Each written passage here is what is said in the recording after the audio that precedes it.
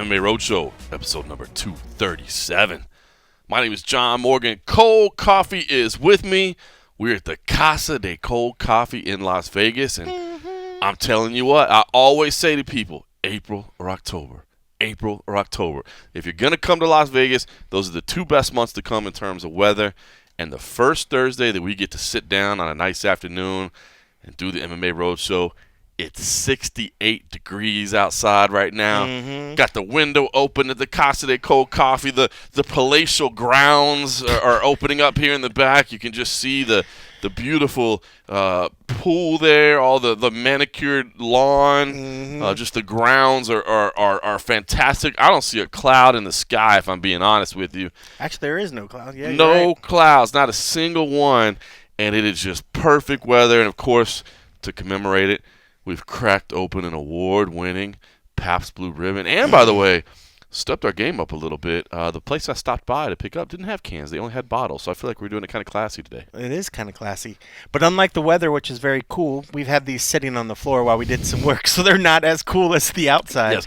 Which is a 19 degrees Celsius for our European listeners. For anybody outside the United States? For anybody outside, actually, yes. Anybody elsewhere from the United States. But yeah, the weather is perfect. Yesterday got a bit warm, but today has been fucking rock star. I'm telling you, so good. If you're planning a trip to Vegas, try to come in April, October. I mean, if you're coming for a UFC event, you gotta just come when you're coming. But if you can plan something around to have a little vacation, April or October, it's the best. It's the best, because especially right now, especially early October, I mean, you can wear jeans, you can have a jacket, or you can wear shorts. It's starting to get to the point in the year now. I don't wear what do you call them? Sandals. Right. Like at this point, I'll just wear, like if it's earlier in the year and it's like super hot and I have shorts on, I'm like, oh, I want to put my flip flops on, whatever, walk around. Now it's at the point where it's starting to get a little cooler. It's a little chilly. A little chilly. I really don't think it's chilly, but it's cooler. But yeah, I put the shoes on. But this is like the absolute best. So, because it's super sunny, that's always going to be Vegas. We very rarely get the rain, but the fact that right now is the temperature, you don't feel it. You almost have to kind of watch it, because you can go out in the sun. You can't tell that you're burning. Right. Because the sun is still strong. As you're walking the grounds of the estate. Yeah. It doesn't take long to get around this estate here, but I mean, when you're out on the strip or whatever, say if you're sightseeing, it feels so good temperature-wise, you don't realize it. You still have to watch that you are in a desert and there's still very strong sun. But, this time of the year is so good. It's so nice. And especially, I mean, we were just in Australia, which is getting ready to go into their summer. Right. And it feels so much better here. And we had so much more sun than they did. We actually got rained on there. I think a couple days. I think it was great. Yeah, it was raining. It was a little great. I mean, it was a great time. Still a good time. By the way, speaking of UFC 243, UFC 243. I have it written down as 234. What the heck is wrong with me? All right, listen. Speaking of UFC 243, I had to go back to it. You know, we did a little and a half episode express. We got that done, and before we had to head to the airport. But there was one thing we didn't mention, and I'll be honest, I wasn't going to mention it, but it was a moment that was shot by fellow journalist Brendan Bradford of the Sporting News Australia and posted to Twitter later on that day. And I thought we had to mention it. And that was our experience walking out of Marble Stadium at UFC 243. It was about 6 o'clock in the evening, I think. Maybe sun was setting a little bit as we were heading back to the Airbnb to keep working. And a fan just happened to recognize me as we stepped out.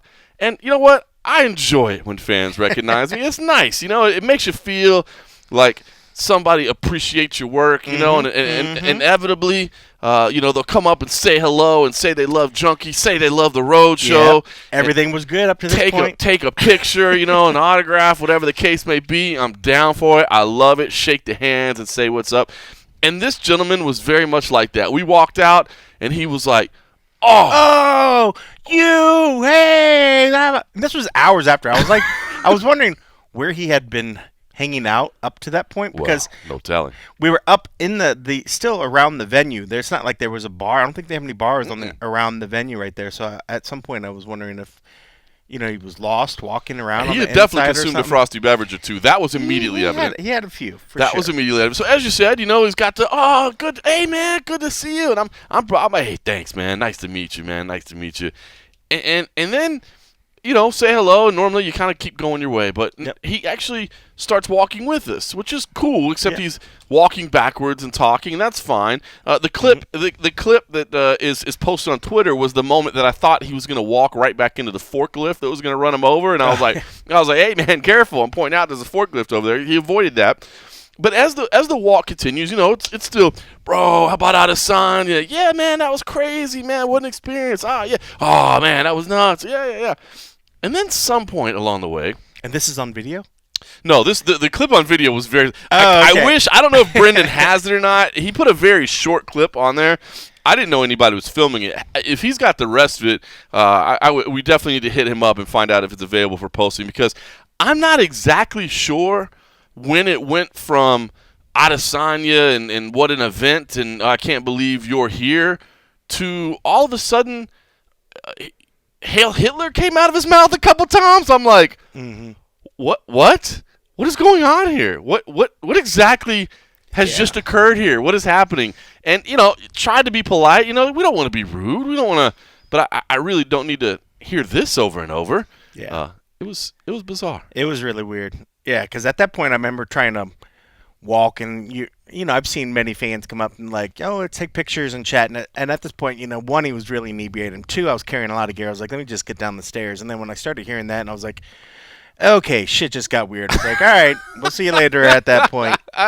Thankfully, he didn't stick with us much longer. We were able to get away from him, but it was a crazy way to wrap up the day. Yeah.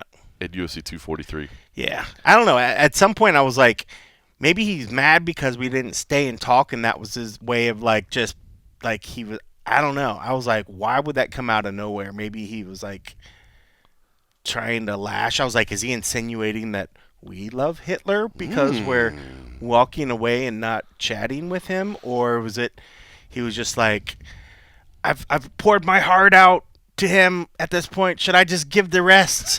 Should I just give the rest of what I have? We've already shared our passion for MMA. Let's see if we're both into white supremacy. We're both into white supremacy. Dude. It was bizarre. Yeah, and it was funny because it wasn't just us two. There was an older journalist from Australia, and then another guy, and everybody was just like, okay, we can't get down these steps fast enough to get away from this weird shit. I could not run away fast enough. I don't know. That's the first time I've ever seen something like that in Australia. I mean, I don't know if that's a thing in Australia. I think it's just a very isolated incident with a drunk guy. I mean, I think it was just one. I just think it was the insane ramblings. It was just super weird. It was super random and super weird. But it was bizarre. But we made it back on time. We made it safe. And man, we've got a crazy weekend coming up. We've actually got some MMA here in Las Vegas. The PFL is in town, Mandalay Bay Event Center. They're going to kick off their playoffs on Friday. We'll be there for that. They're going to have 3 events here this month, and then Saturday is insane. It starts in the morning with Risen. Then there's a Cage Warriors. Then you got Mike Bohn over in Florida right now, UFC on ESPN Plus 19. You also have, by the way, Bellator Europe 5 and Bellator 230 in a combination event there, the way they've kind of been doubling up.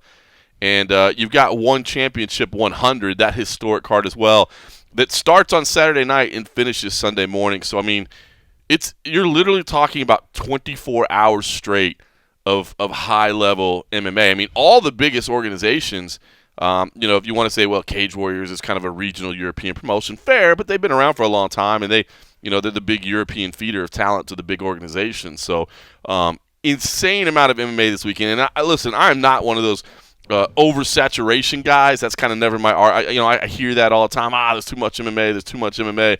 I like as much MMA as possible because it gives people opportunities to have jobs and to have places to make money. And so I'm happy for that.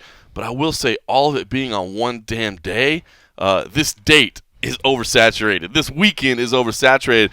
I'm going to try to cover as much of it as possible. Fortunately, we got Simon Head over in Europe who's going to pick up a lot of the Japanese stuff because it works better with his time zones. But it's going to be a stretch of a weekend trying to cover all this MMA. It's a little bit much. It's a bit much. It's a bit much. Yeah, and just dealing with one event gets to be kind of just overwhelming when you have one person there, but then you have multiple stuff going on and trying to just cover it all. It's a little bizarre. There's technically 7 cards because Bellator Europe and Bellator 230, those are technically 2 different cards, then one championship is definitely 2 different cards. So there's technically 7 cards consecutively on Saturday. It's insane. That is insane. That is insane. All right, listen, we'll get to some of that in a minute, but before we got to the MMA this week, I came straight home. We got home on Monday, back to Las Vegas from Australia. It's a long trip. Fortunately, we got really lucky, and we both had a whole row to ourselves on the flight from Sydney to LAX. So the 14-hour flight there was not too bad. I was actually able to kind of stretch out and get a little sleep. So it wasn't that bad. But, I came home, went straight to jiu-jitsu practice with my son, and then had dinner with the family. And then I got up the next morning because there was a Dominance MMA Media Day in L.A., and more specifically, it was at Tyson's Ranch, and that is Tyson's Ranch as in Mike Tyson and his marijuana business. So pretty cool, to be honest with you. I mean, it wasn't thrilling to just make it home from Australia, sleep a little bit, and you have to take the early flight. It was one of those things where we were supposed to meet at 11 a.m. to get this thing started, and we got to fly to L.A., which is an easy flight, but you do got to go to the airport, and it's that weird timing where you don't want your flight to get in too close to where you need to be, because if it's delayed a little bit, as often happens, the next thing you know, you're missing a session or whatever just because you were sitting on a runway. So I didn't want that to happen. So I ended up taking I want to say it was like a 6:15 a.m. flight out of Vegas the next morning. So that meant, after coming home from Australia, getting back up at 4 o'clock in the morning. So that part kind of sucked. But I was excited about the day. Dominance MMA, if you don't know, of course, is the firm of Ali Abdelaziz, Rizvan Magomedov as well. He heads kind of the Russian organization there. But their client list is insane. Now, of course, Ali Abdelaziz, not the most popular figure in mixed martial arts today. But whether you like him or not, you kind of have to admire the client list that he's been able to build. I think he has, something crazy like 160 fighters, and I mean the fact that he had 25 high-level fighters at this media session was pretty crazy. And then to put it all together was cool, but then to do it at Tyson Ranch, I had never been there before. Now it's called Tyson Ranch. I think immediately think ranch. Well, it's not actually a ranch. This is an office building basically, and it's where he runs his office from. It runs his empire. Point that out to Tyson that he's I think calling it wrong? The name of the business is Tyson's Ranch. I don't think this particular facility is called Tyson's Ranch. But you know what, Cold Coffee? Nobody bothered to tell Mike Tyson that he was wrong. No one corrected him. They probably could get away with it now because Tyson ain't the same Tyson. What a fantastic ranch you have here, sir. Tyson's a little old and beat up, and he's too much of a weed head now. I'd like to see you try. I'm like, I just get on one of those little scooter things that he fell and just try to speed away. And then I'd leave one off to the side so he'd try to get on it and chase me. Yeah. And then he would just fall backwards again. So we get to LA. We're supposed to go meet in this. There's no parking, is what we're told, at Tyson's Ranch. It's a small building. It's close to LAX. So it's kind of funny because that's definitely not ranch. Yeah, it's definitely not a ranch. It's right by LAX. So we get to this hotel parking lot where we've been instructed to park, and it's funny. I'm the first one there, as usual. You know how MMA Junkie does it. You know how the Roadshow does it. We're first in, last to leave. So I'm the first one there. Our good buddy Dave Mandel is going to be meeting us because he's going to be helping me out doing camera work and that sort of stuff. So I get there, and I have the Uber just drop me off in the middle of this parking lot, and I'm just standing in a parking lot in L.A. by myself, and it felt like I was totally normal. Totally normal. I really felt like I texted Dave. I was like, "Hey man, I'm here, just waiting for my drug dealer to show up." It's like you're doing some kind of shady deal in the middle of this parking lot or whatever, all by yourself. And then ultimately, the rest of the media shows up. You don't need drugs there. You're going to Tyson's place. Well, very much so. That motherfucker got some weed right there. So the rest of the media shows up, and we take this some shuttles. They've got some vans lined up for us. They take us over to Tyson's Ranch. And we walk in. They're like, "Hey, man, pick up your credentials right here, and then just go inside, get set up, and we'll get everything started." And as I walk in the facility, Tyson and his entire staff are just smoking it up. Blazing, I bet. Just blazing. Yeah, dude, he's a huge fucking weed head now. I am talking about a contact high the moment you walk in, because it's an office building, but I'm not talking about like a big huge building. It's like a converted warehouse space or whatever, right? So I mean, all the weed smoke is staying there. You've got, if you've seen where he does the hot boxing, as he calls it, I believe, the podcast that they do in video. You can see the studio right there, and then there's a couple of offices over the side. But the place is just, it was like a cartoon with like the level of smoke that was just hanging out. And now it eventually filtered out with their very fine air filtration system. Yep. But it was literally a contact high the moment you walked in. He was hotboxing all of us. And but I'll tell you what, it was funny because, this is not a place that normally holds big media events. So the setup was kind of a struggle. Everybody was trying to figure out, where's the audio box? Where can we get power? What? But you know what? It wasn't the least bit stressful at all. I bet not. I bet not. You can tell when you look at any of the people in the videos that nobody had any stress or anything. We'll share there were more of that. also no clear eyes in any of the videos. We'll share more of that in a moment. Okay, but so this media day happened, and we've got a bunch of interviews, man. There's all kinds of content on MMA Junkie, so if you want to go check that out, some of it made its way to YouTube as well. The majority we put on MMA Junkie because some of it was just some clips. They ended up doing kind of a press conference type style where they had like 12 fighters at a time in these directors' chairs, and they kind of passed a microphone around, and we got a lot of content. It was really cool to be able to do that. But I also had a chance to sit down with Ali Abdelaziz and have a little one-on-one and talk to him about the entire roster of clients and talk to him a little bit about some of the controversy that's come up as of late, and just address a number of topics. Now, I'm going to preface this by saying I understand a lot of people don't like Ali Abdelaziz. I get that. I understand it. I've made it clear myself. When I first met the guy, I didn't like him either.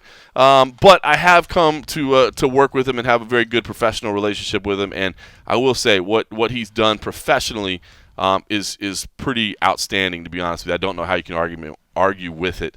The success rate that he's had. So had a chance to talk to him about, just kind of what's going on with all of his clients and a number roster. And, he gets to play promoter a little bit. That's part of his job.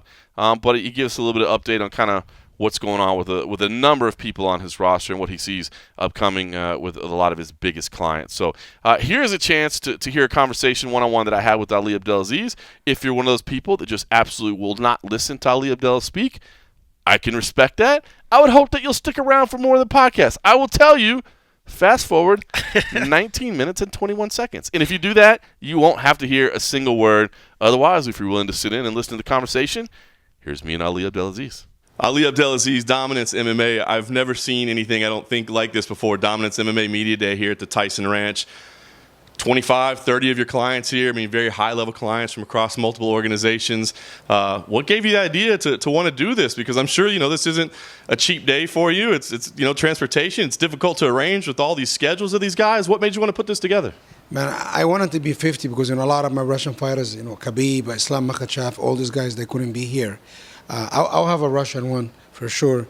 Listen, that's how I feel about this whole thing. I feel a lot of these guys like Frankie Edgar, like Henry, like Osman, they invest for me for 10 years, 9 years, and I'm at this point in my career, I'm doing okay, I'm doing well, and I want to invest in them. They invested in me, they trusted me, they stuck by me, they stay loyal to me, and I feel now, Bellator is a great organization, BFL, UFC, but they have so many shows. I don't think fighter get enough media outlet, in giving exposure. And today, I wasn't on stage and with them and stuff like that. And I tried to stay out of it, but they kept me in it, and they kept me in it. But I really want to do this for them, to very much, to first of all, to get a media outlet, to get content out there to the media, to give you content, to kind of very much tell their stories, what's next, what's not next. It's not fight week. Fight week, everybody's emotional. They can't really talk the way you want them to talk, but I think everybody's relaxed, a great environment, and so much respect. You have Henry Cejudo, you have Cody, you have Marlon, and you have, missing somebody, Henry, Cody, Marlon, and Frankie, all in the same weight division. And they had dinner last night, and it's been fun, having a guy like Osman have not talked to the media for a long time and bring him in to talk to the media. Guy like Fabrice, you guys haven't heard from him, and you get to talk to him. Guys like Anthony Johnson coming back to a heavyweight division, and in a way, I'm investing back into my athlete, and I will keep. I'm gonna do this 2-3 times a year. You see guys like Othman Azaitar, young Moroccan lion, that he wants to take UFC to Morocco. You understand? There's so many different visions. I'm not doing this to go against a promoter or a manager, or I want to do everybody do so well. I want to do managers do better. I want to do promoter do better. I want to do, like, it's so much hate out there. And I'm calming myself down. I'm going to get all my bad energy in training and sparring. But, I'm just not going to start to, like, hate people. I hate no one. And it's just this, I just want to have positive energy surround me, surround my fighters. But one thing, also, that mean hate, no disrespect. I don't take disrespect very well to me or any of my fighters. I take it very, very heavily, and sometimes I behave rationally, and I'll try to control myself, to conduct myself as a professional, but I'm still a man.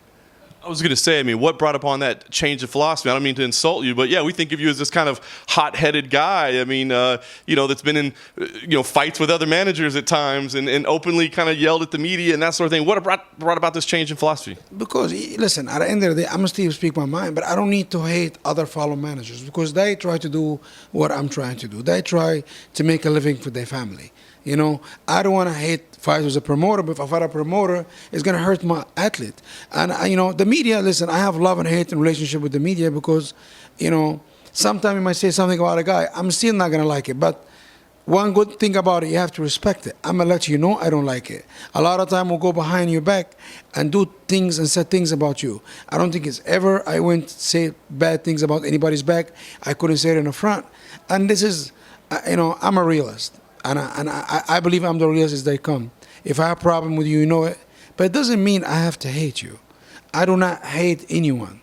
Even after this Conor situation, I don't hate Conor McGregor. I don't hate his team. I don't hate his management. I don't hate nobody. You understand? Like Anthony brought some other managers. I don't hate none of these guys. Like, at the end of the day, I'm trying to make a living for my family. They try to do the same thing. That's it. But I'm good with a lot of people in the sport. A lot of people not good with me. Dana White said to me a couple of days ago. He said, because I talk to Dana about certain things sometimes. And listen, he's a promoter. And a lot of time it was Osman's situation. I did not like him. I did not like Dana and these guys. But at the end of the day, I respect him. And also I understand they have to do the best for the UFC. I have to do the best for my fighter. And he said that kill people with success. He said he did it to a lot of his haters, right? And somebody I really respect. You understand? And I just, and I thought about it, and I left back. And it changed my mind on a lot of things, but I never been a hateful person. I don't hate people. I cannot hate somebody more than a day. Because what I decided, the hate I take back to my family, take back to my kids. You understand? Listen, I'm not perfect. I'm far from inferior. I do a lot of stupid shit sometimes. But I don't hate people. I'm not trying to harm people. But today was an awesome day, man. I see all these guys having fun. Verdum, Anthony Johnson, Frankie Edgar. I'm talking about legends, are here. And I'm under their banner. They say I'm under their banner. No, I'm the servant. Like I said, I have many masters, and I'm their servants. You mentioned Conor McGregor's name there. It's a good one to bring up because he's linked to a lot of your clients. Frankie Edgar as a potential, which seems a bit of a weird one that's out there, but Justin Gaethje, you mentioned that as a possible fight as well. I know Conor's not your guy, but you've done business with him before. Does he fit in with one of your guys right now? Listen, Conor McGregor, I don't really care about this guy, what he does with his career. He probably in Ireland brushing toilets. I can give a flying, you know what? I don't really care about him. The whole thing is, he should have fought Frankie Edgar 5 years ago. He chose Cheb Mendes when Cheb Mendes coming off a 45-day camp in the building. Frankie Edgar will still whip your ass any day of the week, boy. Don't ever forget that. You can't wrestle for shit. You don't have heart. You don't have charisma. Don't get it twisted. Doesn't mean I don't hate you. I respect you because I do not respect you. 100%. He talking about, he answered everybody. He answered to Frankie. He answered to Poirier. He answered to everybody out there. The one guy he did not answer to is Justin Gaethje. We know what Justin Gaethje does to people. Justin Gaethje, he give you his soul or he take your soul. But guess what? Khabib already take his soul. Guys, Conor McGregor is done. The UFC right now, they try to figure out how they can cash out of him. How they can get, because he's still one of the biggest stars in the sport. We can't deny him. But the man have no soul, he have no heart, and he got no cojones. You understand? And I believe this is something him and his whole team had. They, include couple guys. You understand? It's the culture of them. The culture here, everybody gangsters. The culture there, everybody give up. That's it. Out of all the clients you had here, there were a lot of questions for a lot of them. But Anthony Johnson, I think people were as excited to see him as anybody else. Give me an update on kind of what you see his career doing from here, and what kind of matchup do you think he could debut with? Because it feels like his popularity is as high as it ever was. Listen, Anthony Johnson, 250 pounds. This man is a walking tank.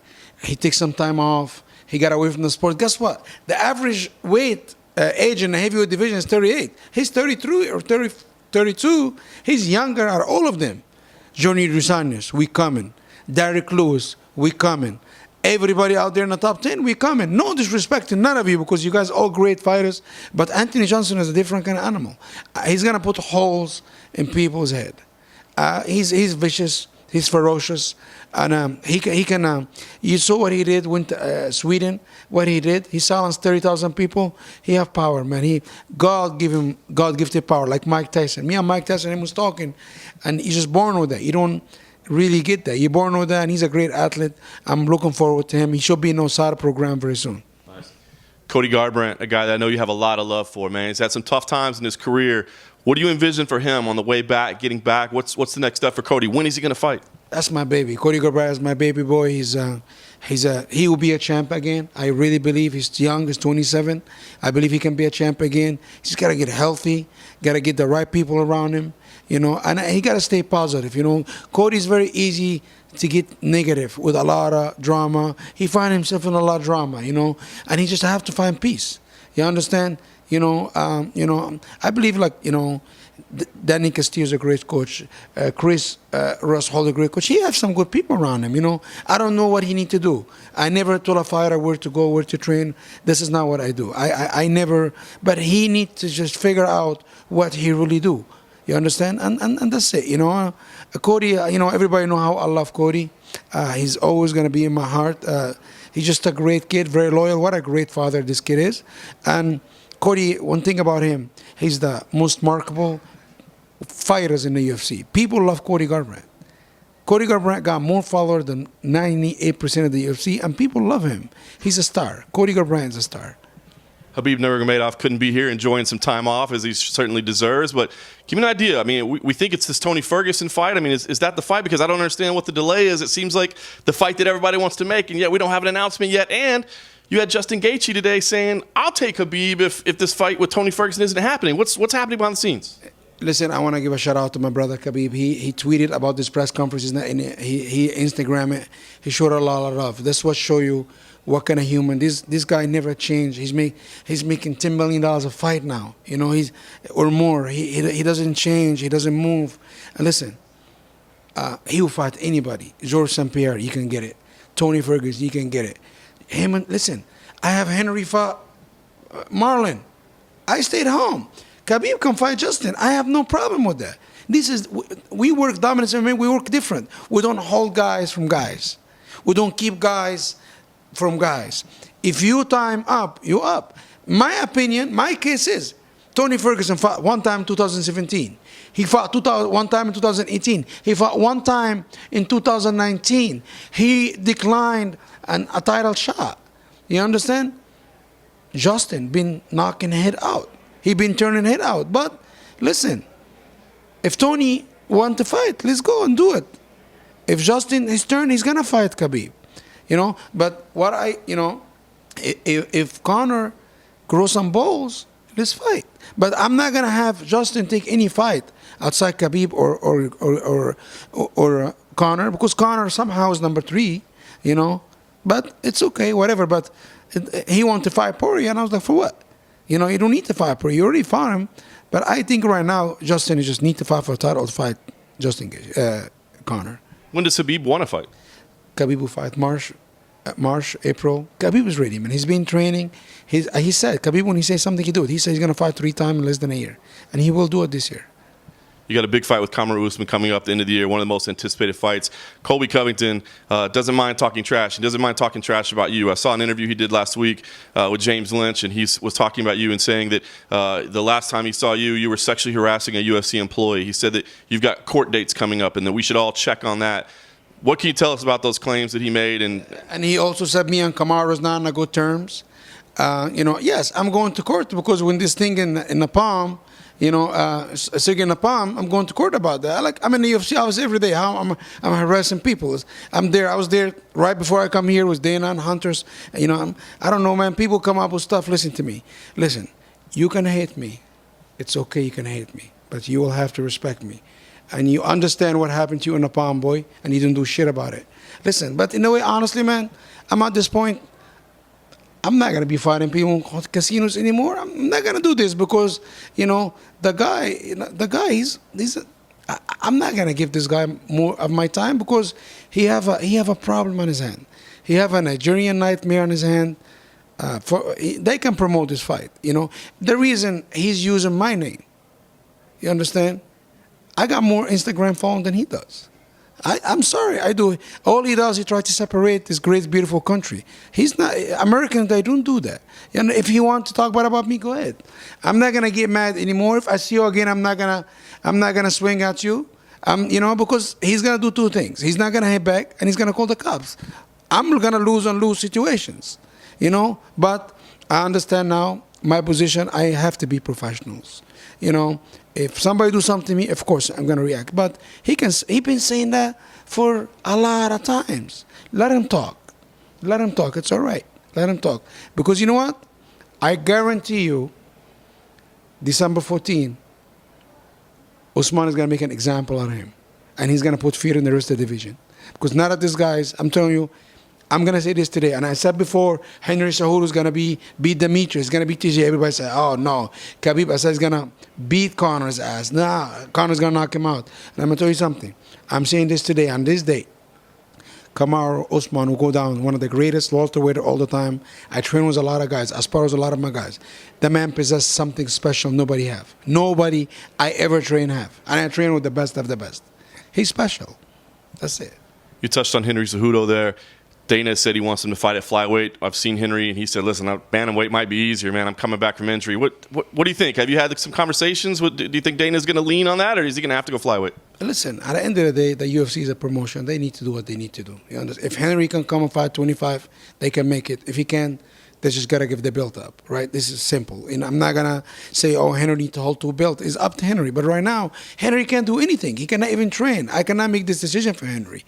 And I think Henry and Dana need to sit down, and they need to talk. And listen, the relationship is good. There's nothing going on. There's no drama. There's none of the stuff. But listen, Henry's a 2-division champion now. Time is different. The man, he said, I want to get paid. And as a manager, okay, I'm going to try to get you paid. But I think him and Dana have a really good relationship. They sat down before the TJ fight. They need to sit down and talk to each other, and it's okay. I think the number was brought up today, like 160 athletes that you represent at this point. I wondered, do you or your guys ever talk about a union? I mean, just you guys alone, it seems like, could almost affect massive change in the sport like that. Is that ever discussion that's had amongst your clients? To be honest,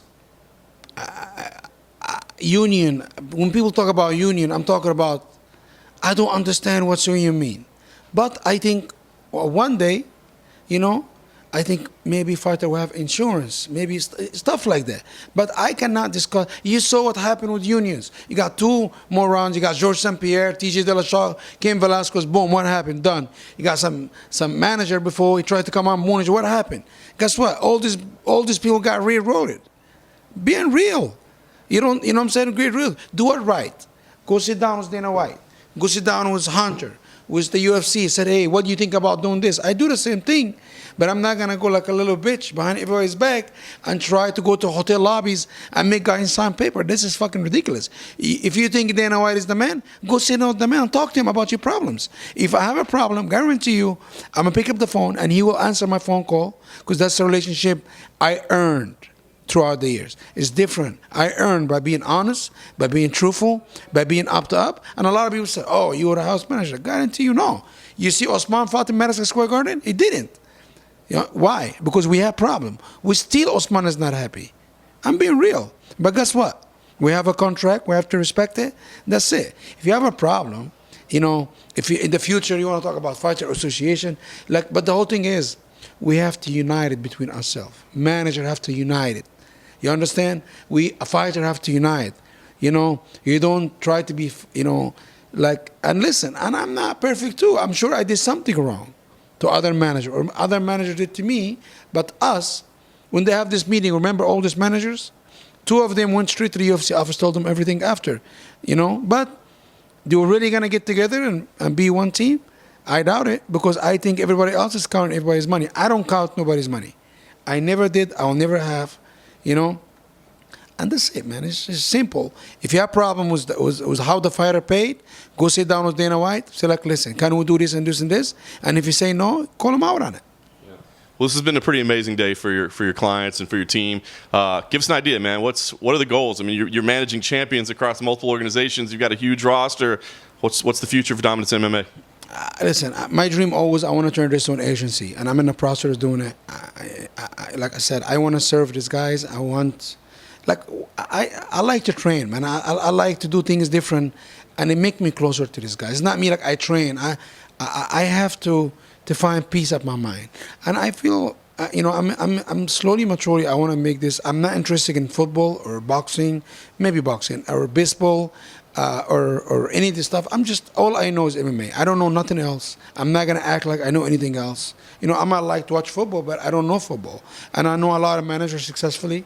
They don't do football and they're doing great things. Good for them. But I'm just an MMA guy. If, you know, listen, and I don't manage anybody. I manage people I like. And I know people's going to be loyal to me. How many throughout the year left? Barely. Maybe one guy ever left. And I still good friend with him and I like him. But it's not. I'm not for everyone, and everyone is not for me. We're very different, you know. And if you come to Dominance MMA, you'll respect everybody, and they'll respect you back. And if you don't, you're not part of it.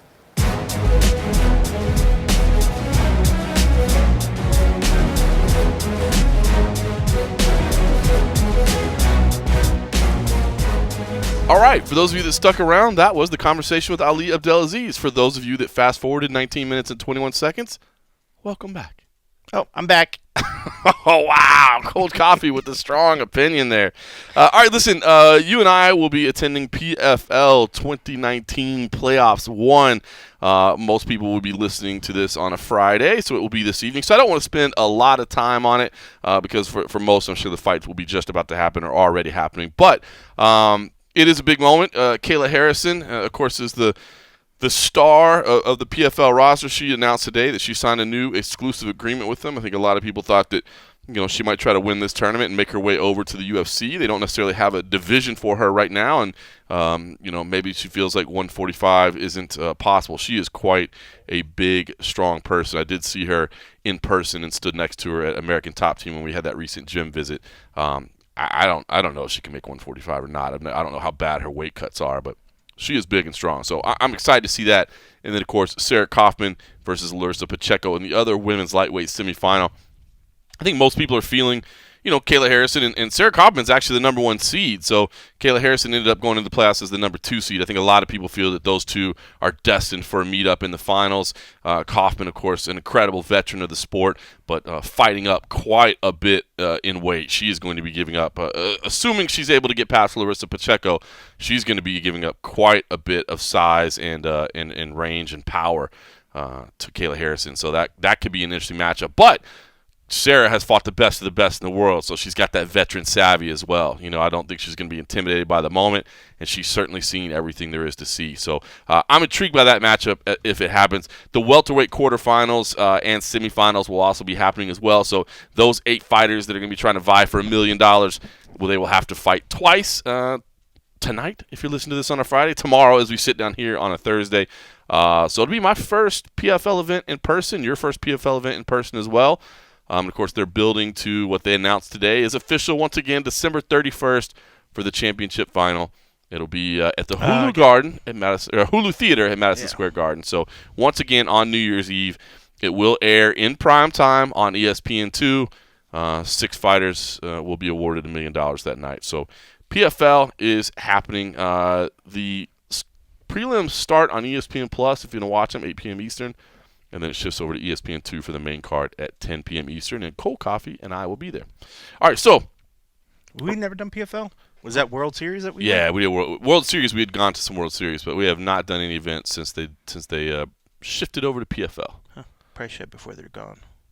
Wow. Shooting fire. That is shooting fire. Harsh. I did see our man, former MMA Junkie contributor Shamat Karsandhu, a former guest on the Road Show. He is doing social media for those guys, and I actually ran into him the other day at Syndicate MMA. Yeah, he was shooting some stuff with Brendan Lanane, who makes his debut for the promotion, of course, the Contender Series winner who thought he was going to get a UFC contract, didn't because he went for a takedown with like 5 seconds left, and Dana said no. How dare you do a takedown when you're winning or something? He makes his debut as well. How That'll be a non-tournament fight. I saw Sandhu on Tuesday, maybe Monday or Tuesday. Weird. Yeah, I guess it had to have been. No, and he never reached out. He's busy. The man's busy. I guess so. Busy. I guess it would have been Monday night. Yeah, it was Monday night because it was the night I came home, and then before I went to Tyson Ranch the next day. Did he reach out to you? No, I just ran into him at the gym. Wow, he is busy. Wow, look at you. Firing shots left and right. Not hitting us up. He comes into our town and doesn't hit us up. He's big time, I guess. Wow, shots being fired all around. Step back, ladies and gentlemen. There's bound to be some collateral damage here. Who else? Who else is here in town and doesn't hit us up? All right. Well, you'll get a chance to catch up with him at PFL. No, I'm just going to be like, sorry, do I know you? Do I know you, sir? I remember when we used to talk, and now we don't talk. You're big time. It's so great that you don't hold grudges and that you're not emotional and make wild decisions. All right, so listen. Can't be a grudge if I just found out about it. Grudge would be if it was like a week later. This is my immediate reaction to not being hit up when you're in town, sir. I want to share one interview that I had with a fighter at Tyson Ranch. I believe it's Tyson's Ranch. If I need to be saying the brand right, I apologize. Tyson's Ranch. Now, we did some one-on-ones. So we did the full interviews, and then we did some one-on-ones, right? And I was able to get most of the one-on-ones I wanted, except I had to step away for a little bit to go talk to Ali Abdelaziz. When I came back, I had missed one of the fighters that I wanted to speak to. And I said, hey, is this fighter available? Like, we were supposed to speak to him, but I missed him while we were talking. And the PR agent that was working there, she's like, I think you just missed him. I think he just walked out the door. And I was like, okay, well, damn, fair enough. Okay, all right. So, we're kind of start packing up our gear and realize, okay, well, show's over. And then the PR agent comes back and says, good news. You're in luck. You're going to love this. I tracked down the fighter you want. He hadn't gone outside. He hadn't left yet. He was just about to leave. He was just hiding from you. He was just about to leave, but he hadn't left yet. So here is Justin Gaethje, and I will say thank you. Gaethje after? Yes. Oh, I didn't realize that was like a. Thank you, Justin Gaethje, for doing this interview for us. It was clear at the time that we spoke that Justin may have not wandered outside because he may have taken a moment or two to indulge in some of Mike Tyson's products. Or he might have just been stuck in the room and it just got to him. If that's the case, he was in the room for a long time. A long, long time. But this was great. So Justin was willing to do the interview, and I thought actually made some very, very fair points and some very good points, even though I believe he had maybe just used some of the CBD oil perhaps, or, certainly the non-THC, stuff. I mean, maybe he had taken like a little gel and rubbed it on his wrist or something along those lines. Could be. Could be.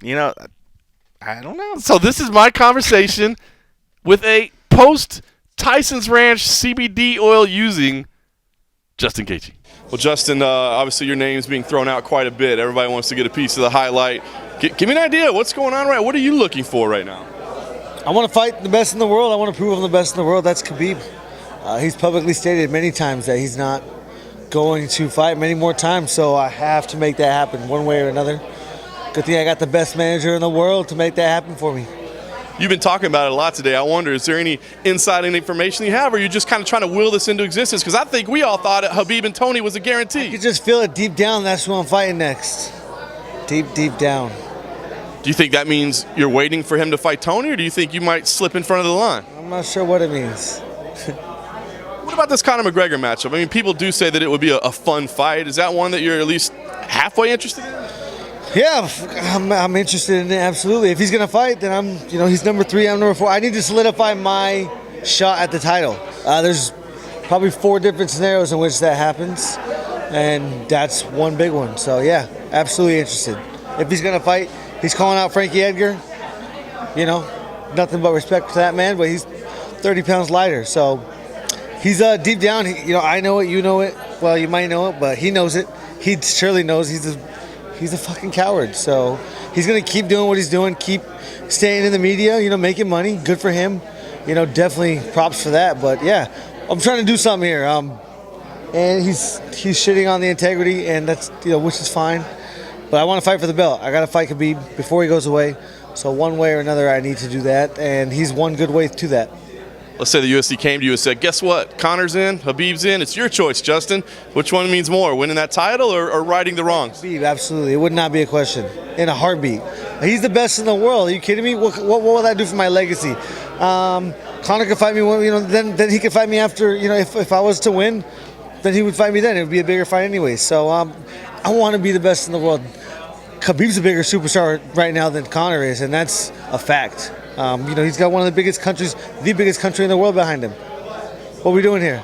So, Dan Hooker had a great performance over the weekend. I saw that name thrown out there at all. No disrespect to Dan, but does that interest you at all? No, it doesn't make sense at all. Business-wise, absolutely 0 sense. He just got his ass beat less than a year ago by Edson Barboza. So, for him to cross over that name and mention my name or Dustin Poirier's name is a kind of a bitch move. But whatever. I mean, I shouldn't knock him for it because it's what he should be doing. It was a great win. Great performance. Good for him. If he keeps winning, then I think he'll fight. He's going to, talk shit about me and talk shit about Poirier. But, Poirier's coming off a lot, but I deserve to be where I'm at. And I don't deserve to fight Dan Hooker. And there's no doubt about that. Sounds like there's 2 names on the table then. Ideally, when do you fight again? When do we get to see you back in there? I mean, ideally, I fight Khabib in March or whatever he said he's ready to fight again. That's the most ideal situation there is.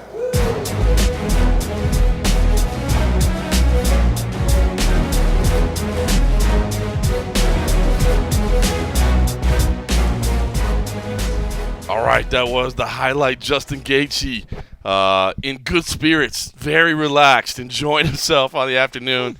Found my little CBD pen here. That was good, man. I was glad Justin was still willing to speak with us. And, of course, he is a self-professed connoisseur of the ganja here and there, so I don't think he minded. Why not, man? I used to be a daily smoker, like hardcore, back when I used to work at the head shop and other shit. Have you thought about going back? To head shop? No, I mean, just back to smoking on smoking? daily. Maybe No, it might calm the nerves a little bit. I'm much more of a drinker now, because I know I can drink. I know what my buzz level's going to be. The weed these days. I mean, even though I was usually smoking, I did my phases where you smoke like the swag and you smoke whatever the cheap whatever shit you can get, but then you smoke that kind bud and stuff. But like the kind bud and the shit that they're making nowadays, it shuts me down, bro. It's fucking ridiculous. It shuts me down. Now. It is so strong. I like that you can get like practically the designer buzz depending on what you want to do. But yeah, now I'm just like, I think my body makeup has changed as well. Like it reacts differently to me now. Like if I could take a puff or two, or I like the vape pens because I feel like I can control it better. But like eating edibles and like just pulling big rips and bong rips, like that was like 20 fucking. I don't do that shit anymore. Like I can't do it anymore. There are other members of the MMA Junkie staff who seem to function quite well with a bit of marijuana, cigarettes. I mean, to each their own. I mean, like there was a good probably no shit like 20 years of my life where it was like daily or like close to it. So like I'm good. Like I don't disparage anybody that still does it, but I also just don't have the desire to do it anymore, which is the great thing about marijuana. And one of the things I always said before is that it's not physically addictive. Like if you want to walk the fuck away from it, It's fine. Yeah. But everybody always wants to harp about, I like this. I mean, like, this shit here, which I love, the alcohol in the sense that I can control the buzz. This shit is much more addictive than, say, like it's weed terrible for and you. shit It's awful. like that. So, no, I mean, if somebody wants to partake and do their thing, man, you're going to find a lot more even kill people smoking weed than, drinking hard liquor. I just can't keep working while I do it. I just want to go to sleep.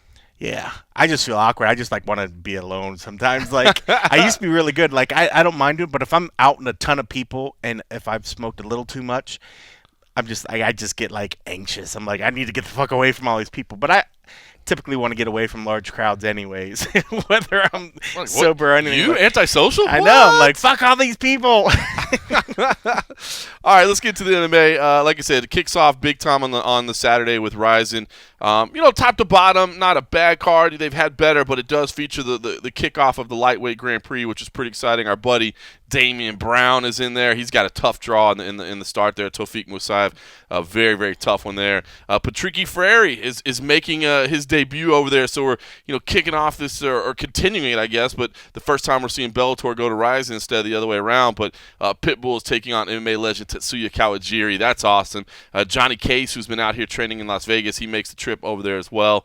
So you got the lightweight Grand Prix going on there. Fabio Maldonado is challenging for the light heavyweight title against Jiri Prochazka in the main event. A tough assignment there for Maldonado. That is a tough dude that he's facing there. Slips over to Cage Warriors after that. Cage Warriors, not one of their bigger cards by any stretch of the imagination. Bellator Europe and Bellator 230 are happening as well. Melvin Manhoef versus Yannick Bahati. That could be fireworks. Alessio Sakara is on there. It's crazy the way they shoot it over there because it's going to be in Italy. Alessio Sakara, they actually said it on the press release. It was kind of funny. They said, look, Alessio Sakara is the house main event. He's such a star over there in Italy. They make him the main event, but then when they air it, they change the order of everything because they realize that, to the rest of the world, no disrespect to Alessio Sakara, but his prime days have passed. He's no longer a headliner, but he shoots it there. But then you got Rafael Carvalho versus Vadim Nemkov in the main event of Bellator 230. That's actually a very, very meaningful fight there. So a couple of things here and there. Domingos Barros versus Kirill Sadelnikov, if you want to look at that. I mean, there's bits and pieces you can pick off the Bellator card and have some fun with. Now, the One Championship event does feature the debut of the TNT partnership. We're actually going to see it air live on TNT. So they're doing this two-card thing. So if you want to check out a little bit of One Championship, if you've never watched it before, this is a big moment for them. It's their 100th event, and they're calling it Century, and they did two big cards. And I made sure to get the official times because they're not always the most clear. I mean, they're based in Singapore, and a lot of their audience is based in international things, so their press releases don't always have times for everywhere. But I made sure to find out. So Saturday night, the prelims will come on at 8 p.m. Eastern on BR Live. That's their streaming platform there. There's a couple names you'll recognize on there, Yushin Okami being the biggest one.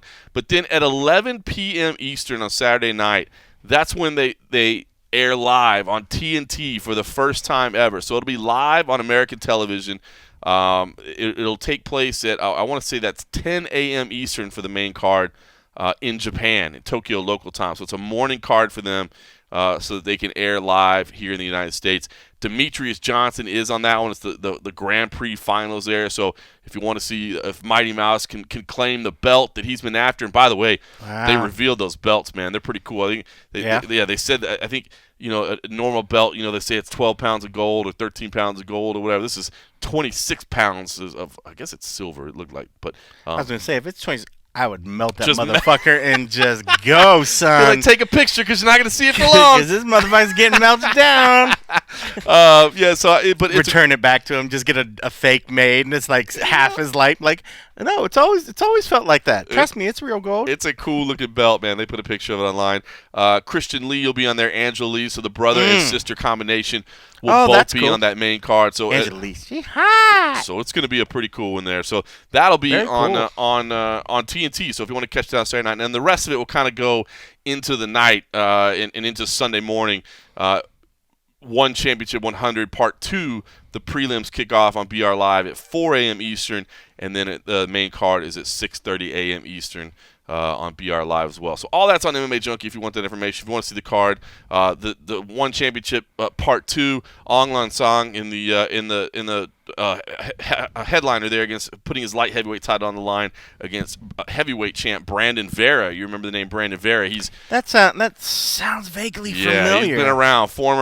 He's actually the heavyweight champ, reigning heavyweight champ, but he's trying to be a 2-division champ there and take the light heavyweight title as well. Bibiano Fernandez against Kevin Bellinon. That's a fourth fight between those, which is crazy. Arjan Bueller, he was supposed to make his debut earlier this year, got scrapped. He's going to make that. Shin Yaoki is on there as well on the main card. So just looking at that. Listen, man, this is a good card. I'm telling you, they're pulling out all the stops for this. This is a huge celebration for them. So if you want to watch it, that's what's going on. Now, we will have coverage of that, but it will be coverage from television. We did not make the trip to Tokyo, although they 6 title belts in 2 days for them. They were kind enough to offer us to come out there, but we can't do that. So we will not be covering. We will not be covering 6 titles. Crazy. Are going to change in a weekend. That crazy? I mean, well, granted, one's Muay Thai, kickboxing, but still, that's a lot of gold getting switched. That's a good card, man.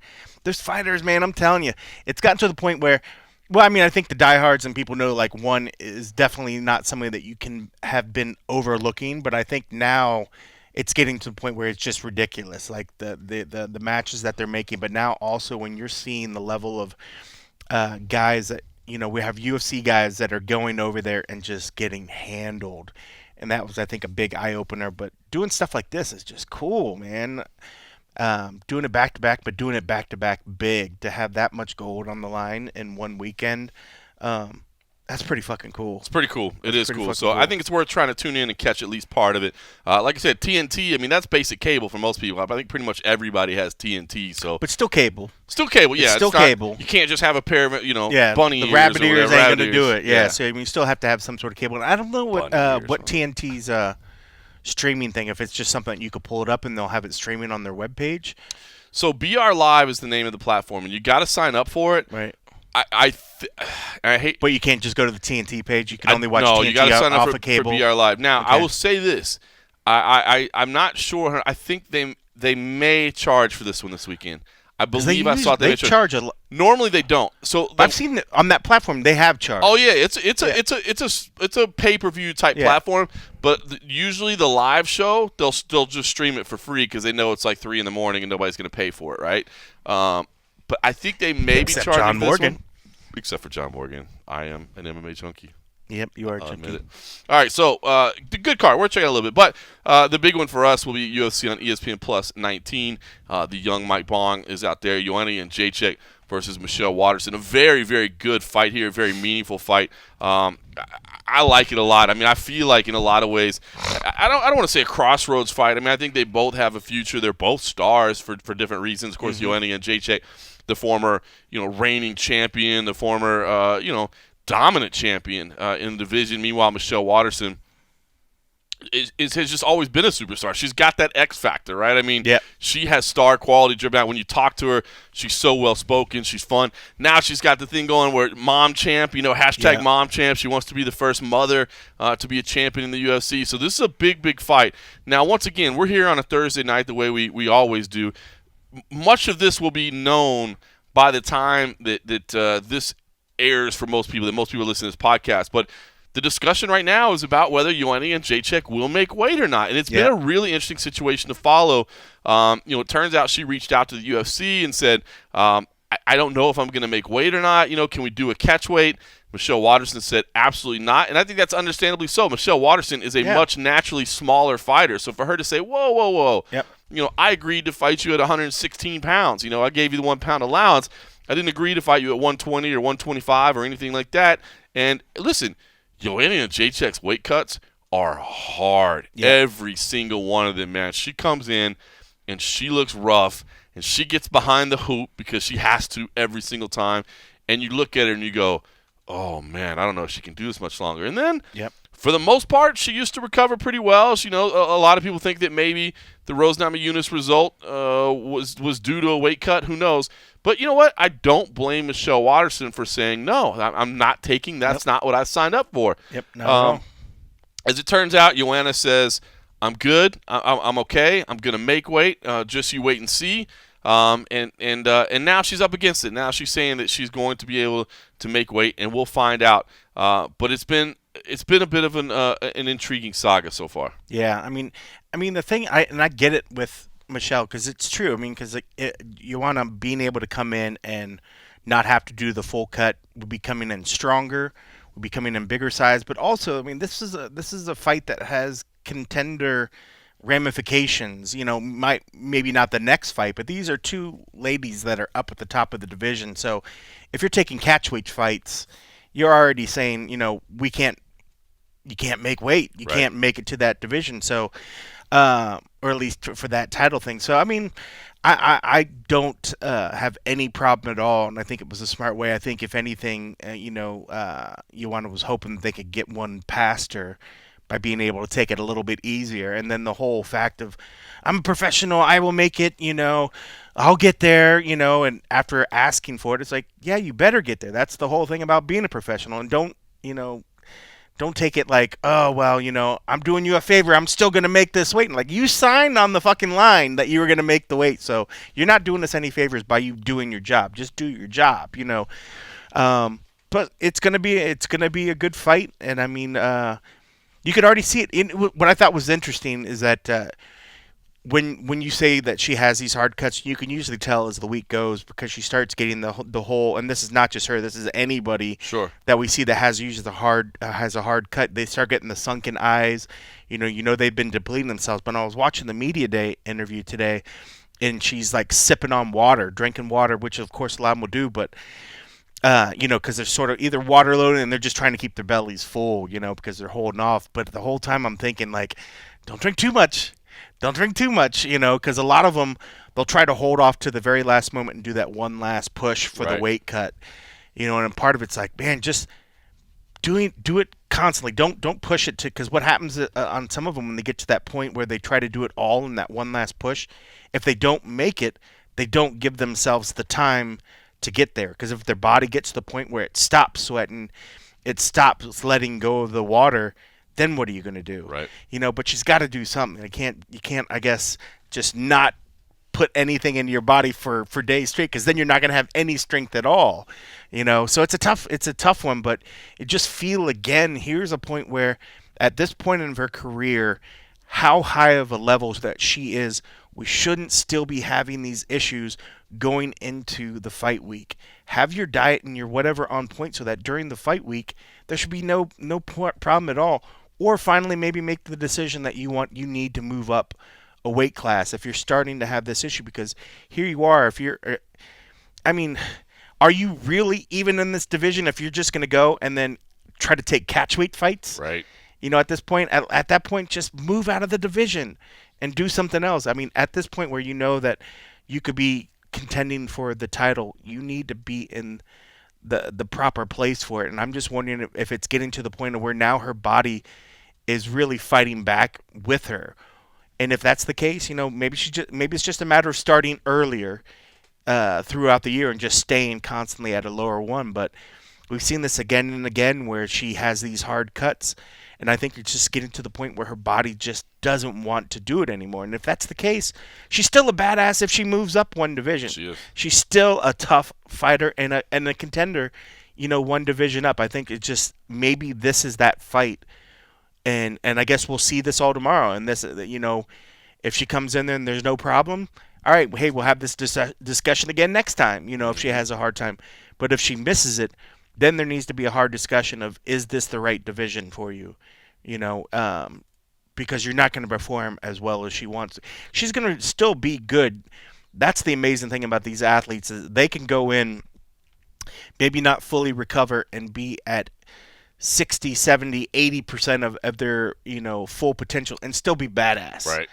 But a 60 or 70% Joanna is a lot different than a 90% Joanna, which maybe on a good fight week is where she's at. I don't think any of these fighters on fight week, unless they're the ones that don't really cut, ever come in any closer Right. to 100% when it comes to fight time, because they're either dealing with some sort of injury or just dealing with the fact of they depleted themselves the whole week, that they're maybe not fully as good, but they're still badass. So I don't know, it'd be interesting. But when you look at Michelle, That is what a fighter, I think, at this weight class should look like. You see no depletion. No. She's completely happy. She's smiling. She's not grumpy. She looks like the last bit of weight's going to come off with no problem. That's what you want a fighter to look like during fight week, because then you're thinking like, okay, that's a bundle of energy, a bundle of, performance that's ready to happen, not something that you're looking at, you're like, oh my goodness, how are they just making it through this week? And it's funny because we consider her a natural atom weight, which means she should be. I say should be cutting an extra 10 pounds. Right. At which point she starts to look bad. Right. You know what I mean? It is. Right. It is pretty bad that this is what we expect. Right. This weight cutting thing, man. Look, to lay it all out there. I mean, look, this is a big fight for multiple reasons. That's why I say I hate to say like crossroads fights, but I don't know, man. I feel like this fight is going to tell us a lot about the future of both these ladies. As far as you said, with Joanna, not only does she still have the skill to compete at the highest level, but does she even belong in this division? Right. So to me, there's a lot of questions on the line. Joanna was happy to answer some of those questions, but she had a little bit of that chip on her shoulder that she does sometimes. But I like it. I like it. I like it. I like her little spirit, her little attitude. I do. Young Mike Especially Bohn, when she yells at you and then she get a little wink. Or yeah, that like that I'm little talking wink. trash to you, but it's fun. Young Mike Bohn got a little taste of that when he asked this weekend. I'm sure you've seen the clips, but here's some more of the media session down there with Joanna and Jedrzejczyk. So yeah, can you just start from the beginning a little bit? I mean, obviously these reports came out today saying that your weight cut. So I'm gonna say that I'm going to say the same. Did I miss something? Was the weigh-ins today? Is the weigh-ins tomorrow? No, it's on Friday. So please give me a time and space. Too easy make weight and fight Michelle Waterson on Saturday. Yeah, where did this come from then? Do you have any idea? There are always some troubles with the weight cut during camp. There's always some risk, with every of the fighter. Your body can just shut down and you're not able to make a weight. I know people are smart and they think that it's that easy to, go on treadmill, run for 10 hours or don't eat, but it's not like this, So people who are not involved and who don't know a lot about should be stay quiet and just wait till the end for the results. And I know at 115, I mean, even when you're holding the belt like that, it's a process for you. You have to do. Of course, it's a process. Smart. I'm not natural 115er, and the thing is that when I signed with the UFC, before I signed with the UFC, I was a flyweight, but then my body got used to the strawweight division. But it always cost me lots of tons of energy and sacrificing and lots of work. So just give me space, guys. So are you confident at this point, you're going to make 116 Friday? People should. Are you confident that you're gonna wake up tomorrow? Thank you so much. That's the point. And I don't want to talk specifically about your weight, but the last time you fought was at 125. Yes. Has it been harder this time around since you fought at a heavy? That's funny because I was super light month ago. The weight went a little bit up, then down again. But the fight before Valentina Shevchenko, I was super light. So every weight cut, every camp, the body just show up different, and that's the thing. Our bodies are very clever beasts. This is how I call my body because, like I said, every weight cut, every camp is totally different, and you have to deal with different things. Is it annoying that all these? It's not annoying because I cut it off, I woke up this morning, I had a good night's sleep and I hit training, and then I was busy with all the UFC appearances, obligations, media. I have done so much today and still have to train. I have to wake up tomorrow at 7 a.m. So it was a long day. So fight week I love fight week, I'm enjoying this, but the last few days are kind of rough and difficult always, but the people don't know about it, so very often they don't know what we have to deal with. But it's not annoying because I cut it off and that's the point. I saw one post, someone tagged me on Instagram and I was like, oh gosh, now the shit thunder gonna get on and it's happening. But guys, stay calm, we have 2 more days. And this is obviously nobody honestly asked me how much I'm weighing, so come on guys. Are you confident making weight? Are you confident waking up tomorrow? No, you are not. Thank you so much. What else? In terms or we want to talk only about the weight cut, not about the fight? Talk about the matchup. How is the fight? Talk about the matchup. That's something that Michelle was really excited about herself. Probably the best Muay Thai kickboxer in the UFC, and then probably most likely the best karate. Of course, it's a match between 2 strikers, and but 2 different styles. and I'm very excited to face Michelle Waterson. This is what I said on the stage today after the open workout or during the media, that she's very well-rounded fighter, and it was the fight to mate, and we headlining the show, 2 female fighters headlining the show again. That's amazing, and that's an honor, and it means that we worth it. People want to watch us, and I'm super excited that Michelle Waterson is my next big challenge, and like I said, she's well-rounded. She switches position very well. Her kicks are very powerful, strong. She's very dynamic, and she has good body hip throw, and she works well on the ground. So it's an interesting matchup, and we're gonna take over this show. We headlining this show for some reasons. Because we are one of the best in the business. Are you impressed with Zhang Weili? Yes, I'm very impressed with the new strawweight champ, and I said that she was going to win in the first round with Jessica Andreas. She's a very good fighter, and in the UFC, maybe the strawweight division is the lightest division in the UFC, but definitely this division brings gets lots of attention and brings lots of fireworks with every fight. What did you see in her? Because it seems that for a lot of people that was a big upset.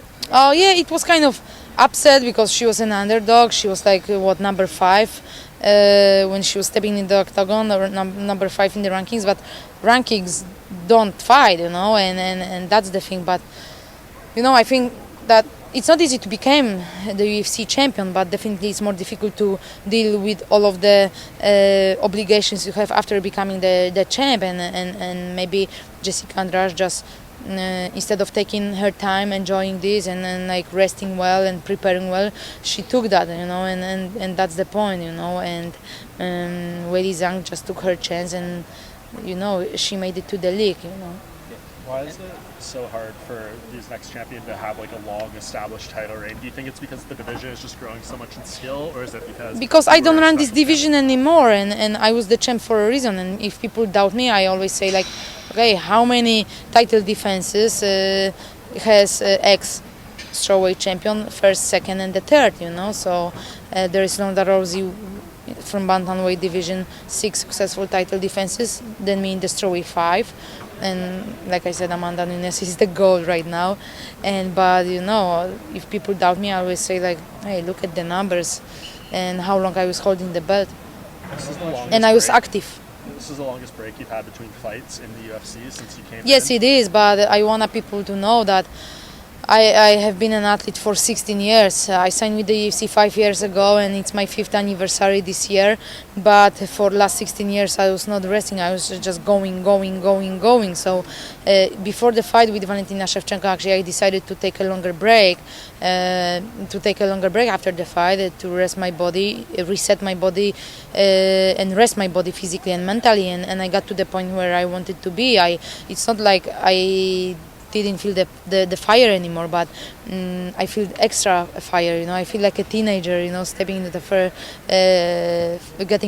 stepping to the octagon for the first time. I'm super motivated, super excited, and the camp went smooth and well. And it's been long, 13 weeks. I just wanna step to the octagon on Saturday, put on great fight, and enjoy my life outside the octagon. Your approach has been a little different the last year or two. I mean, not as in your opponent's faces, not as much psychological. It's not like I'm not playing with them, but it's all, if you're not nice to me, because people think that I'm rude and arrogant person, but I'm not. And the thing is, like when I fought Gaethje, or Valerie, with teammates now, with friends now, but the stare downs were intense, because hey man, if someone tells you you can do this or you that, or someone step on your toe, you need to react. If you show you weak, you shouldn't be in this game, Being an MMA fighter means a lot. You have to be strong physically and mentally, and like I say, I was always like this. Even when if you put 100 people in the front of me and they will be saying no, and I feel like I need to say yes. I will stand my ground and say this. So that's the point, But we like each other with Michelle, so there is not going to be bad blood between us two. But definitely you are going to see this aggression, sports aggression, in the octagon on Saturday. Thank you so much. All right, so yeah, and Jedrzejczyk, she's always willing to throw out a little line or two, but I enjoy talking to her. I like it. You know, she keeps you on your toes a little bit. She'll give you a little bit of that attitude, but I like it. Meanwhile, Michelle Waterson, your other headliner there, she was got a little bit different spirit about her. You know, she's in a unique situation. You know, in the days leading up to this, we didn't know if this fight was going to happen. I guess even as we're sitting here right now, we still don't know if the fight is going to happen. I got my fingers crossed. I won't doubt Joanna Jedrzejczyk. She has got a steel will and determination, and she says she's fired up. She wants to prove people wrong. You know, I did see some people on Twitter saying, hey, don't be fired up trying to prove people wrong. Be fired up because you signed the contract to fight, and that's why you need to be fired up. But whatever it takes, she said, listen, I had some complications. I was going to make it. Meanwhile, Michelle Waterson was on the exact opposite side of that, and here's what she had to say. Michelle, pretty crazy day today. Can you just tell us when you first got word that maybe something was going on with Joanna, and maybe she wasn't going to make weight, and maybe these other opportunities come up? Like, can you just walk us through what happened from your perspective? It's been a crazy week for sure. But I mean, you can't expect anything less on fight week. You're always going to get curveballs thrown at you, and so I know there was a little bit talks about it. A little bit last week actually, but my management team didn't want to talk to me about it too much because they wanted me to stay focused. We're hoping that it was just a moment of weakness on Joanna's part, and I'm still hopeful that that's what it is and that she pulls through and makes the weight on Friday, because both of us have been preparing for this fight for quite a while now, and I wouldn't want to disappoint the fans. So did they come to you and say, she might not be able to make it, like, and propose a catch weight or something? What exactly? I don't know the details. Again, my management team is the one dealing with that. That's not something that I should be concerned of come fight week. Like, really, it's my job as a fighter is to sign the contract, train for the fight, stay healthy, make the weight, and fight. And that's what I intend on doing. Were you surprised to hear that? Because, I mean, we're pretty early into the week. The weigh-ins is still a little bit far from it. Mm-hmm. And, Joanna has never missed weight as well. Yeah, very surprised, actually, because of Joanna's professionalism and this never happening before. We knew that she was going to be the bigger girl because Joanna's just always been a bigger 115er.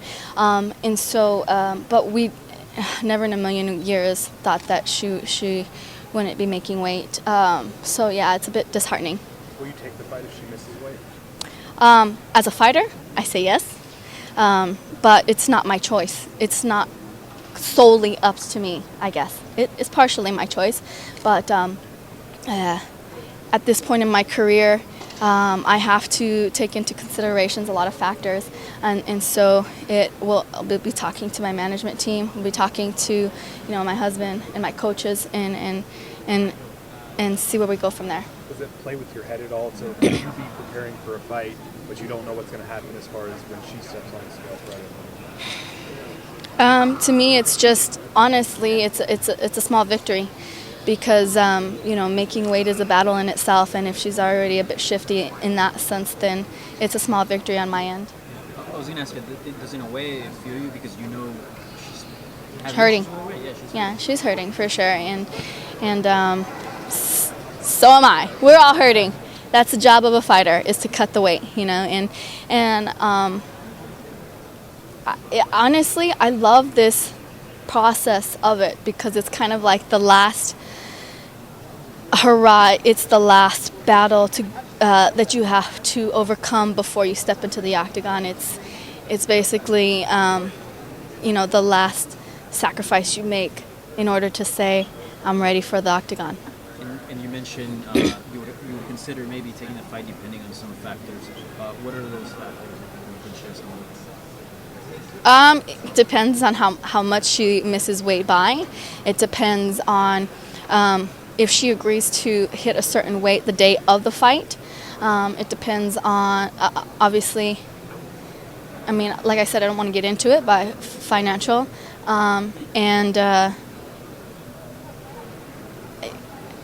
All of that stuff is stuff that is things that my management team take care of anyways. But on my end, I trained for 10 weeks for this fight. I would love to fight Joanna in the octagon on Saturday. It would be my honor. In the big picture of things, did you think that maybe As the news came out this morning, did you think maybe it was a little bit early for her to start to maybe want to say she's not going to miss weight, only being Wednesday morning and having just a couple days ago? And we also got whispers that she was already talking about this like almost a week ago, so Yeah. I don't know how true that is. But Again, given the situation, if she is wanting to throw the towel in this early before weight cuts, to me, she's been struggling for a while. So I guess you could take that how you want to take it. For me, it's a victory. All things being equal, I mean, assuming this does go smoothly and there's no, issues here, just tell us, your thoughts on the fight itself, and how you see you guys matching up skill for skill. I'm really excited about the fight. I was I was a little bit salty about not getting the championship belt against Andrade, but everything happens for a reason, and I thought that was a phenomenal fight in itself. And when I signed this fight with Joanna, I was like, this is what I needed. I need a main event, 5-round fight to get me mentally and physically ready for anything against one of the longest reigning strawweight champion in the division. That's what I needed. That's what I wanted, and I was very excited to go in there. I think our skills match up really well together. She is a stand-up, rangy, volume fighter. I can stand, and I can neutralize her range with my kicks, and plus I have other options. I have really good wrestling. I have good jiu-jitsu. I have good ring generalship. I have good offense. I have good defense. So I think what I bring to the table is the ability to be a well-rounded mixed martial artist. And I know you mentioned up on the stage there, you'd like to fight Wally in the United States if possible, but it seems like she's having a hard time even getting a visa to be able to fight over here. If that was the only option, she couldn't fight in the U.S., and you had to go there, that's something you'd obviously be willing to do, I assume, right? Yeah, for sure. But that's such a huge fight, and I would love. My family doesn't get to come to many of my fights, and it would be nice to have my family there. But again, that's not where my focus is at the moment. I'm focused on Saturday, and looking forward to that. And in your mind, does a win over Joanna just make you the clear number one contender at 115? Yeah, absolutely, it should. Like I said, she is the longest reigning champion of the division, and her losses were only against champions. If we're talking about rankings, I think that it can get a little bit messy. She says that she has an agreement with the UFC if she wins, she does get the next title shot. Do you have the same agreement with the UFC? Yes. I know it's not up to you and the management's been dealing with it, but just the way that you see it, would it be fair to say that maybe your management and your team kind of called Joanna's bluff maybe? Maybe Joanna was trying to pull something early on, and would it be fair to say that you guys called her bluff and it worked out in your favor? I would say so. Any advantage you can get as a fighter, you're going to try to get. And I think that Joanna has been really good in her career in playing that psychological warfare, getting into people's heads before the fight even starts. And, who knows, maybe she just wanted to see if she could have her cake and eat it too, just because of my kind-hearted nature. She's been very quiet since losing her championship. Not as, like you said, but there's not as many psychological games. Are you surprised that she's not trying that with you so close to fight week? And do you think that maybe this was kind of a way of her playing that game, but quietly, because she has kind of not been so public about for people like that? I think that she does it to certain people that she knows that it'll have an effect on, and I think she knows that it's not going to have an effect on me. Her and I have worked together on many occasions, and she's a really nice person, and we've actually become friends over social media, and I have tremendous respect for her. So for her to try to get in my face and do that whole thing, I think would be useless, because I already know the real Joanna. She's a decent human being. She's a good person. Lastly for me, can you just maybe talk about the fact that you're easily the best female karate fighter in the UFC, and then Joanna's, you could make an argument that she's the best Muay Thai kickboxer in the female division. What's that matchup like for you? Is that exciting? Yeah, karate versus Muay Thai, very exciting. And it kind of brings me back full circle. Before my MMA career started, fighting on the reality show Fight Girls, where it's like a Muay Thai reality show, and I was a bit out of my element because all the girls were very traditional Muay Thai, and here I am, karate girl, trying to convert my style to Muay Thai so that I could fit in to the mold that they were trying to build on the show, and realizing afterwards that it's okay to have an individual style. Mackenzie Dern is returning on Saturday night 4 months after giving birth. As a mom, can you speak to how impressive that is? That is insane, honestly. It really is. I was talking to her yesterday at the workout room, and I was just blown away. I was blown away first that she only gained 9 pounds during her pregnancy, because I freaking gained 50 pounds, and it looked like the blueberry on Willy Wonka in the Chocolate Factory. And but, hats off to her. It does truly take a team to be able to come back, as a new mother. And I said it earlier in an interview, I applaud the UFC for getting behind Mackenzie and being supportive of her decision to want to come back so soon, and helping her in any way that she needed to be helped.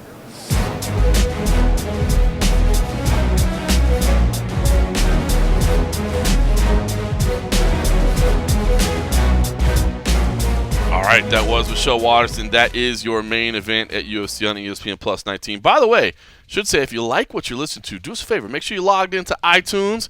Make sure you take some time to rate us and review us. Oh, iTunes is going away, right? The new Mac OS update. Yeah. I forget what the fuck it's called. The new one. It's split up inside of the thing. iTunes is no longer in that OS. It's the three of them. Apple Podcasts, I haven't updated Apple yet. Whatever. I haven't updated yet because I haven't had time. Don't do it. Don't update right yet. Don't do it? Don't do the update right now. Why? Because, well, I guess it's not for you. You don't use any of the Pixel.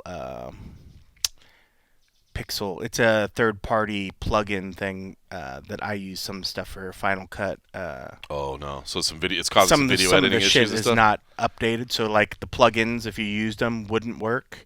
Yeah, I mean, it's brand new. I mean, one, you should know never to just jump to the new upgrade. I like the new stuff. Let the other people do it, and then they find all the fuck-ups, and then they do the fixes, and then you download it. Technological advice from Cold Coffee. That's the best way. You let the new OS, even though they do all their testing but inside. I want the shiny new bells and but when whistles. you let those first people download it, then it's usually like a month or so after that, or even before that. Within that first month, you find that usually there's like an update or some sort of bug fix they didn't see or whatever, and then you get it. But yeah, the main thing I'm always leery of, especially when it comes to applications, let the OS go. Let the application companies make sure that their shit works. They do an update. Then you download it to make sure that the products will work. Got it. Because last thing you want to do is get it, and then all of a sudden, just using Apple, the Final Cut, doesn't work. But more than likely, those guys have been testing it. But that always happens. You always got to be leery with the OS updates. But Mac has a new fucking OS update like every couple months, which is ridiculous. And people used to yell at Microsoft when they did that too. But Microsoft needed to because they had a bunch of buggy shit. This is for all the people that older folks that understand and remember the Windows like 3.1 and then Windows 95, Windows 98, Windows NT, and where to go to that Windows 7 and then 8 and like 10 or whatever. A lot of updates, but people used to always yell and be like, Windows, your shit sucks. That's why you're doing new OS updates. And I'm like, Mac does it like a new OS like every fucking couple months. Welcome to the Technology Roadshow. My name is John Morgan. Cold Coffee is with me, and we are talking about operating systems and operating of systems. all kinds. Apple, PC. Up later on, we're going to talk about solid-state discs. You keep your disc talk to yourself, my friend. I don't need to know what state your disc is in. I don't want to hear that it's solid right now. It works really fast, and it's solid. All right, listen, the rest of this card in Tampa is sneaky good, man. Crone Gracie versus Cub Swanson. That is an intriguing fight. Cub, man, you want to talk about a crossroads. Here's a guy that has something to prove that he still belongs competing at the elite level. Meanwhile, Crone Gracie looked really, really good in his debut and is just an interesting character, man. He did his open workout. Just did the famous Hickson breathing exercises. Oh, wow, look at your Look at your abs there, Cold I Coffee. sucked it all the way. Look at your abs. They're rolling back and forth now. Now they're Like a up and fucking down. tidal wave of fat. I feel so much fitter already. Wow, Cold Coffee. The abs looking good. That's a good fight there. Nico Price, who's a huge friend of the MMA Roadshow. We love Nico Price against a fellow Texan in James Vick. Man, I'm bummed on which way to pull for that because James Vick is in desperate need of a win. But Nico Price, he got kids to feed, man. He got a big-ass family, dude. You need him to win as well. I'm torn on that, but it should be all action. James Vick, you talk about a weigh-in. I'll be happy to see him at 170 because, man, seeing him at 155 was kind of hard to watch. Yeah, he pushes himself hard. Yeah. Mackenzie Dern versus Amanda Ribas. Oh, that's a hot fight. That is a good fight right there. Oh, yeah, I mean, it's a good fight. Oh, you meant yes. It is that too. It is that too. I cannot deny that, but it should be a fantastic fight. Matt Frivola versus Luis Pena. Come on, man. That could be all action right there. And Eric Anders versus Gerald Meerschaert kicking things off. Both of those guys like to bang as well. So I think that main card is really, really good. And, man, then you start looking down to the prelims. I mean, Mike Davis stepped in on short notice. He's facing Thomas Gifford. I like Mike Davis, to be honest with you. I think he's got skills. Devin Clark versus Ryan Spann is in there. Max Griffin, Alex Morono. Tim Elliott versus Davison Figueroa is a phenomenal fight, man. That is awesome. Cheeto Vera's down there. You got this rivalry fight between Andrew Sanchez and Marvin Vittori. They've been talking a little trash back and forth after their first fight was scratched with Andrew Sanchez coming down with the viral infection. So that has had some heat on it. Man, I really do think this card is going to be good.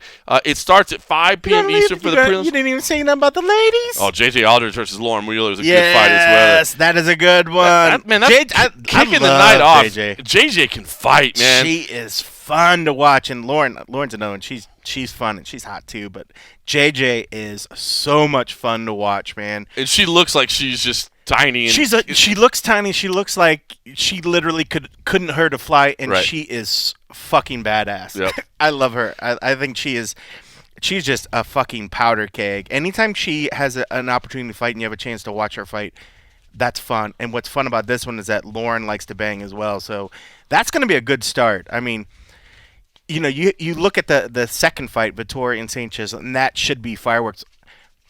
I'm more excited about that first fight. Yeah, I agree. That fight, well, I'm not even going to say guarantees. that. I'm not even going to say the word because I have a bad streak of like jinxing us. I think recently when I've said that, it'll be amazing. It's going to be the greatest fight ever, and then it's a fucking sleeper. But no, this should be good, dude. It's a good card. I think it's gonna be a lot of fun. Like sometimes we're talking about number one contender fights and that sort of thing, and man, that means stuff. And I other than the main event, I don't know there's a lot of immediate divisional rankings impact. But I think there's a lot of fights that are just gonna be fun. Yeah, I mean, because you can't have every fight card can't be every fight is the next title contender. You got to get to that point, and this is like one of those cards. And I think they even said about that at one point when they had their ideas of how Fight Night cards would work, how Fox cards would work, how the pay-per-views and everything sort of led up to a particular point. This is one of those cards where it is leading to the contender fights.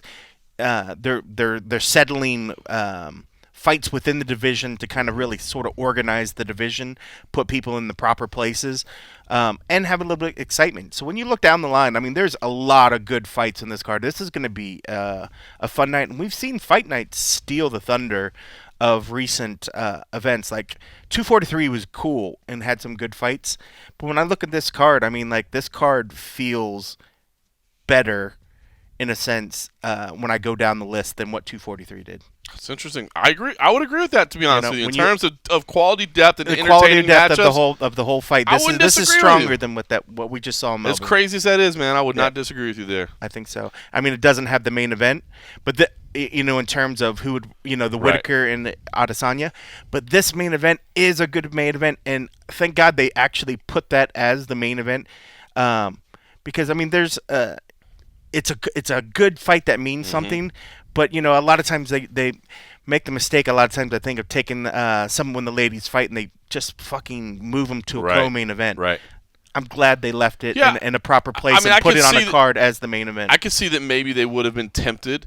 I mean, I know it's really, really early in his career, but tempted to put a Gracie in the main event. Right. You know what I mean? Like that'd be an easy sell to the media. And Cub's a headliner. I mean, Cub is a headliner. has headlined fucking 4 or 5 times. Yep. You know, I mean, I could be completely pulling that out of my ass, but that's good. This is a good card. I think the way that it's organized and it's starting off strong. And tune in for JJ. If you're not familiar with JJ, everybody that's listening to this knows who JJ is, but it's going to be fucking great, man. And even that second fight, Vitorian Sanchez, is a good fight, and it just continues on. I mean, outside of, maybe one fight that I'm really looking at that I really don't care, but this is a good fights, man. And even if you're not a crazy ass MMA junkie to the max, you can still go ESPN Plus at 5 p.m. for your prelims, ESPN Plus at 8 p.m. for your main card.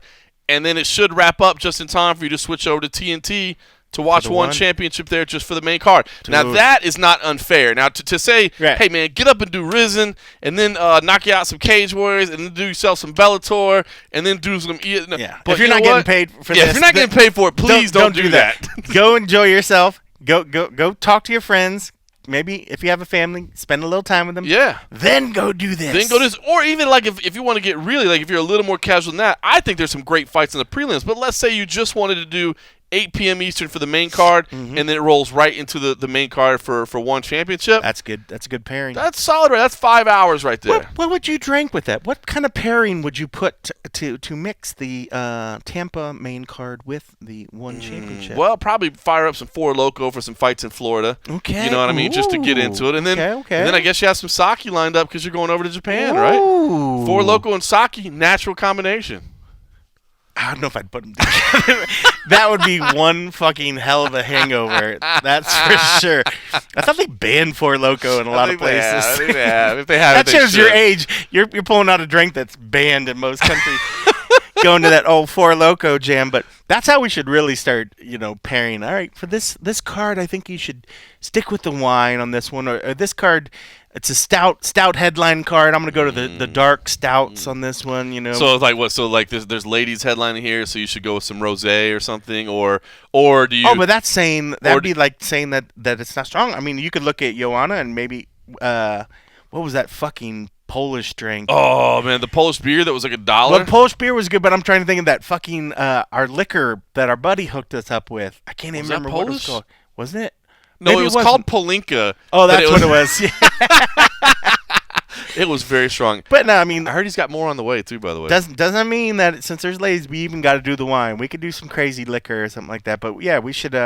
Maybe for the future, we will start thinking of some alcohol pairings. I like it. I think as a Frosty Beverage #FrostyBeverages host, we can give you some suggestions, some ideas. And it'll be PBR every time. It will most definitely, almost probably 99% be PBR. But for this intriguing matchup of 115-pound headliners with the Polish background of Joanna Jedrzejczyk and Michelle Waterson's Thai heritage, I would suggest PBR, America's award-winning Frosty Beverage. That's too great. Good stuff. All right, listen, last thing, if you're a listener of the show and you want to support the show, do us a favor. Go to patreon.com, the MMA Roadshow. You can sign up there for as little as $3 a month, and it will help us out a lot, man. Yeah. It was fun getting back involved this past week and talking to everybody that's been supporting us. I really do appreciate that, and I will definitely be turning to our Patreons in the future to get their input on things they want to hear, things they want to see, and things that we can do for the site. So if you want to support the show, that means the world to us. Sign up there, patreon.com/the MMA Roadshow. A lot of the patrons this past one, the ones that were there, got to see the little behind the scenes video of our apartment. That's right. And I was thinking about it, and for those that have access, can go back and look. I think in one of the times when I was walking around, you could see that John was in shorts or his underwear at the table. Yeah, I think you were boxer shorts. I didn't know if you filmed that, but yes, I was sitting in boxer shorts. I remember as I was painting the room, I was like, "Oops!" I think I saw John. Well, I'm not so old that my pelotes it's not were like hanging we're wearing, at the bottom or well, anything. we're not that they're like tighty whitey or briefs or whatever. They look just like shorts, whatever. But I remember as I was painting, I was like, shit, I didn't mean to get that. So if you want to see John Morgan in boxer shorts, sign up to patreon.com/the MMA Roadshow. We'll do anything for $1. Or 3. or 3 a month. All right, listen, there's been a lot of MMA. There's a lot coming up. We got a busy weekend. We're going to be at PFL tomorrow, but we're actually going to go to a WWE press conference here in Las Vegas at T-Mobile. Cain Velasquez is going to be here. Brock Lesnar is going to be here. Tyson Fury is going to be here. I don't know anything about wrestling, so I hope that we don't have to ask any questions about wrestling because I know when we nothing. look at Tyson Fury, I know he's been showing up, so if anything, we got to figure out what the fuck that's all about. Right. I know he's been showing up and stuff, but even anything, I think we could just get Tyson Fury. That's crossover right there. Just get a little boxing talk. You're already turning your back on Kane? Huh? You're already turning your back on Kane? You're like, Who? if anything, we'll just get Tyson. Who? Exactly. Is that guy that used to fight? Wow. I'm just It's that quick. It's that quick. So listen, that quick? The guy's been gone for how long? I saw him 2 weeks ago in Mexico. Well, whatever. Not fighting. Fair enough. Fair enough. All right, listen. So we got a lot coming. What we're trying to tell you is there's going to be a ton of content coming up. We'll have it all for you on MMA Junkie. We'll have it here on the MMA Roadshow. We'll have it on Patreon.com. Right now, it's time for us to enjoy some frosty beverages and this beautiful Las Vegas weather. It's too bad you can't be here, but we'll tell you anyway. Thanks for listening.